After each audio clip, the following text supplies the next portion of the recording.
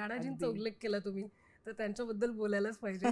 कारण ते इतक्या उत्तम पद्धतीने जेव्हा कविता म्हणतात, सादर करतात, इतकं छान ऐकत राहावं असं वाटतं. म्हणजे तुम्ही तुमची बोलण्याची जी शैली आहे कायम ऐकत राहावं असं वाटतं. ते एक वेगळ्या शैलीने त्या गोष्टी सादर करत असतात. त्यांच्यासोबत हा जीवन प्रवास करत असताना एक अशी व्यक्ती इतकं छान काही ना काहीतरी छान सादर करते, बोलते, काय असतं ते? कारण ते जेव्हा मुलाखतीमध्येही कायम सांगताना, जेव्हा ते तुम्हाला कविता ऐकवायचे आहेत आणि ती कविता ती सोशल मीडियावर पण प्रचंड मोठ्या प्रमाणात व्हायरल झाली. काय प्रिय केकर, प्रिय लिखकर, प्रिय लिखकर नीचे लिख दूं नाम तुम्हारा. काय कमालीचं आहे. तुमच्यासाठी काय असतं हे सगळ्या गोष्टी? नाही, मला खूपच मला असं वाटतं की एक असा जीवनसाथी मिळणं ही खूप भाग्याची गोष्ट आहे, की ज्याच्याबरोबर जो माझा अत्यंत जवळचा मित्र सुद्धा आहे.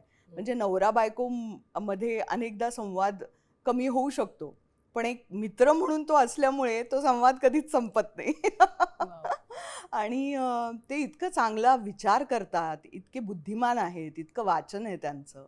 तर त्यांच्याबरोबर त्यामुळे कधीही असं बसून गप्पा मारण्यात म्हणजे मजाच येते. विविध विषयांवर बोलताय. विविध विषयांवर.